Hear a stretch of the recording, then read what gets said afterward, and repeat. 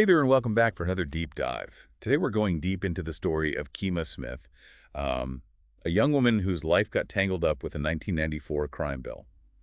Our source for this dive is a long video from a political commentary channel on YouTube. Now, the video definitely has a strong point of view, but we're going to break down the facts of Kima's story and the arguments being made without endorsing any particular stance. That's right. We'll lay it all out for you and let you draw your own conclusions. All right, so picture this. Kima Smith, a young woman from a good family. Both her parents went to college. Her dad's a CFO. And she's attending Hampton University. Not exactly what you might picture when you think about someone caught up in the criminal justice system. Exactly. It really challenges those preconceived notions we often have about who ends up on the wrong side of the law. And that's what makes her story so compelling. So Kima meets this guy. They start dating. Everything seems pretty normal. But unbeknownst to Kima, her boyfriend is involved in drug dealing. And as the relationship progresses, she gradually becomes more involved in his operation. Yeah. At first, she's mostly just carrying money for him. But, she's getting drawn deeper into this world. Eventually, she realizes she needs to get out. So she heads back home to her family. But by then, it's too late. The authorities are already onto her. And that's when everything changes. She's arrested. And the feds offer her a plea deal. They tell her if she cooperates, she might only get a light sentence, like 6 months. Her lawyer and her parents urge her to take the deal, thinking it's the best way to protect her. It's important to understand how much pressure there is to accept plea deals, especially for those who might not fully understand the legal system or have strong legal representation. Right. And here's where things get even more complicated.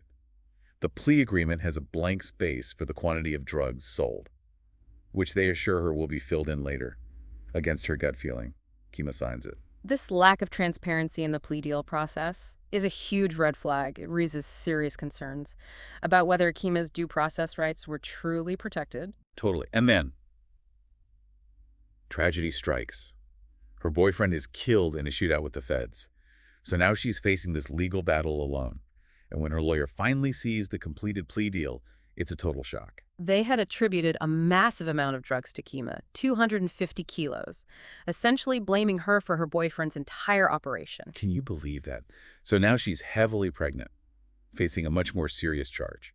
And the stakes are incredibly high. She goes to court. And the judge actually seems to understand her situation. He even expresses regret for having to impose such a harsh sentence. But his hands were tied. He blamed the 1994 crime bill's mandatory minimum sentencing guidelines, which essentially took away his ability to consider the specific circumstances of Kima's case. And those mandatory minimums are a key part of why the 1994 crime bill is so controversial. It took away a lot of judicial discretion, leading to these really harsh sentences, even for nonviolent drug offenses. Exactly. And to understand the full impact of this bill, we need to look at the bigger picture. The 1994 crime bill didn't just create mandatory minimums, it also introduced things like the 3 strikes rule and truth in sentencing provisions, which further increased the length of prison sentences. It was all happening against the backdrop of the war on drugs, which fueled mass incarceration in the U.S., particularly impacting Black communities. The bill also included an expansion of the death penalty, making it applicable to a wider range of federal crimes. This all contributed to a significant increase in the U.S. prison population, with a disproportionate number of Black Americans being incarcerated. So back to Kifana. Despite the judge's sympathy, he sentences her to a whopping 24.5 years in prison. Her parents are devastated, and the courtroom is stunned. This young woman who made a mistake but didn't even commit the crime she's being punished for is now facing decades behind bars. It's a truly heartbreaking situation. But this is where Kima's story takes an inspiring turn. Her family, along with a network of women's organizations, launched this incredible campaign to get her released. They start raising awareness about her case, the injustices of her sentence, and the wider problems with the 1994 crime bill. And their efforts pay off. After 6 long years, President Bill Clinton grants her clemency, and she's finally free. It's a bittersweet victory, right? It shows that there is compassion within the system. But it also underscores the lasting damage caused by these harsh laws. Absolutely. And this is where the political commentary layer of the video we're examining comes in, because the video specifically points to then Senator Joe Biden as the architect of this bill and President Bill Clinton as the one who signed it into law. Right. And this leads to a crucial point the video raises about the relationship between Black voters and the Democratic Party. The filmmaker questions why Black voters continue to show such strong support for the Democratic Party, Despite the harm caused by the 1994 crime bill, particularly given stories like Kima's, they're essentially asking, has that loyalty truly been reciprocated? It's a thought-provoking question that goes beyond this one specific bill. The video is prompting us to think about the complex relationship between political parties and their constituents, particularly when it comes to issues of race and justice. It's a question a lot of people are wrestling with right now. Has that historical loyalty translated into tangible progress for the Black community? And to make its case, the video draws a sharp contrast between the actions of the Democratic Party and those of Donald Trump, specifically highlighting his use of presidential pardons. They present this argument that Trump, despite the widespread perception of him as racist, actually took concrete steps to address the issue of mass incarceration and free individuals, including Black people, who are serving what they consider to be excessive sentences. Yeah, they really lean into this narrative. They show a powerful anecdote about a Black man who was released early from prison, thanks to a Trump pardon.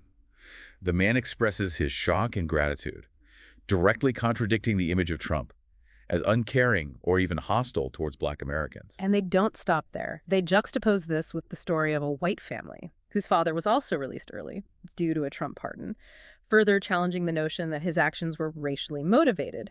They're trying to paint a more nuanced picture of Trump's record on criminal justice. It's a pretty deliberate strategy. They're using these examples to poke holes in the dominant narrative about Trump and make viewers question their assumptions.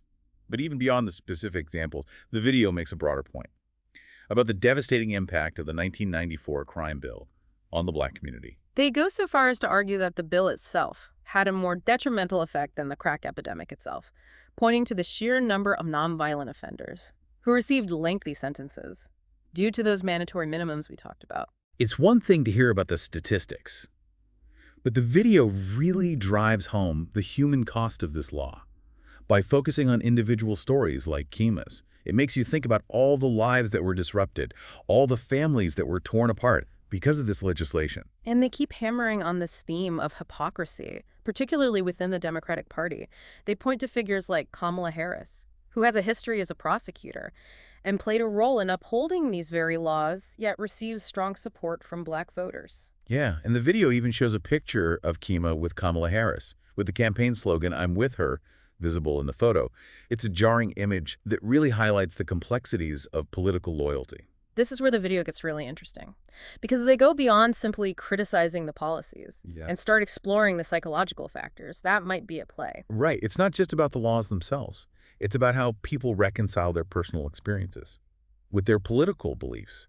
It makes you wonder, why would Kima, after everything she went through, still seemingly support the party responsible for her imprisonment? This is where it becomes less about logic and more about human nature.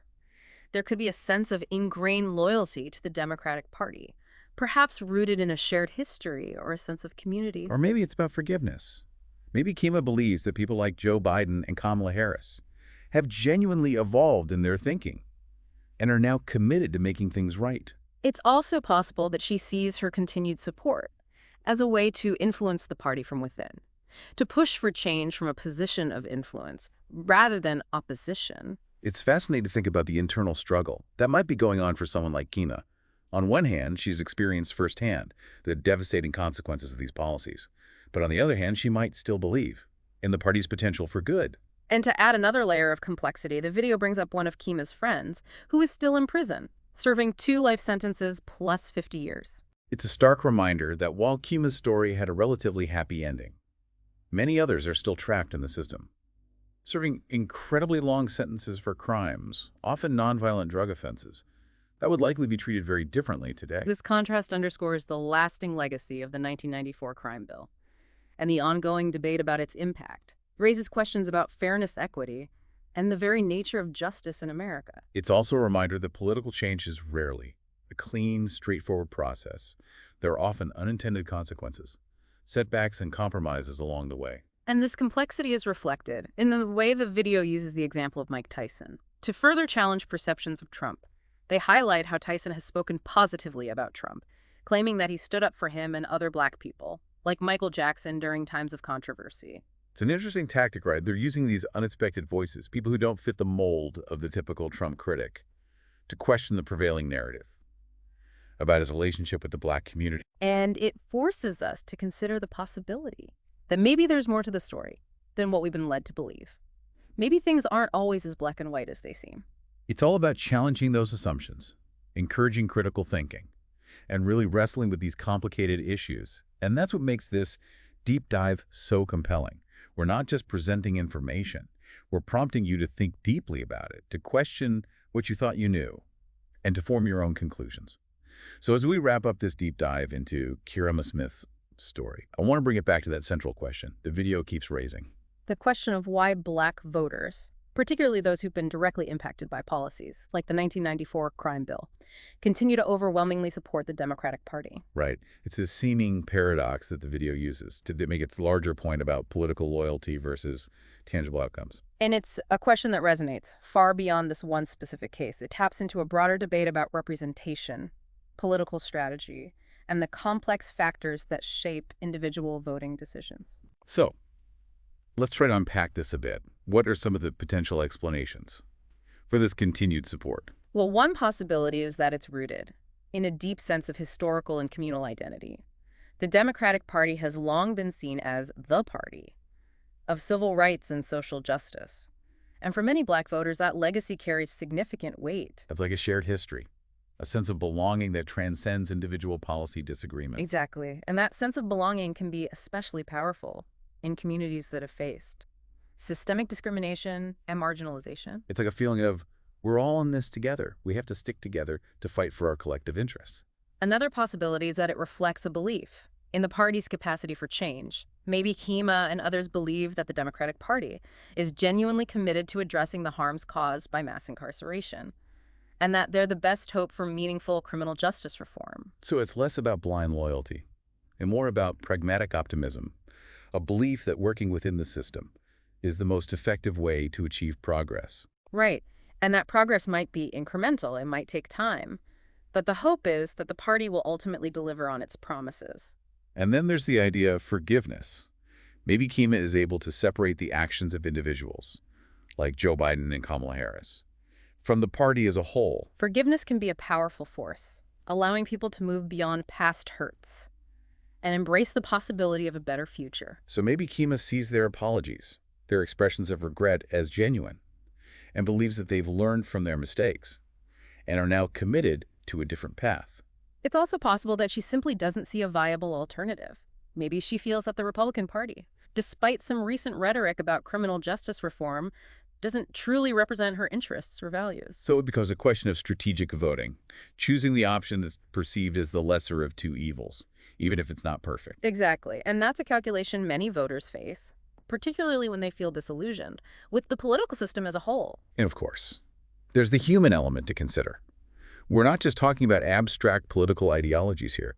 We're talking about real people with complex emotions and lived experiences. Kima's story reminds us that political choices are often deeply personal.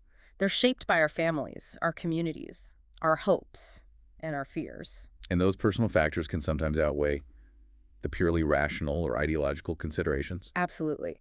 So while the video tries to present a clear-cut argument about political betrayal and strategic voting, the reality is far more nuanced and complex. It's a reminder that human behavior, particularly in the realm of politics, rarely fits neatly into predetermined boxes. And that's what makes this deep dive so thought-provoking. It's not about finding easy answers or declaring one side right or wrong. It's about grappling with the messiness, the ambiguity, the gray areas that exist in the real world. It's about encouraging you, the listener, to think critically, question assumptions, and engage with multiple perspectives. So as you reflect on Kima Smith's journey and the questions it raises, we encourage you to keep exploring these issues, to keep learning, and to keep challenging your own beliefs. Because at the end of the day, that's what the deep dive is all about, empowering you to become a more informed and engaged citizen. Thanks for joining us on this deep dive. We'll see you next time.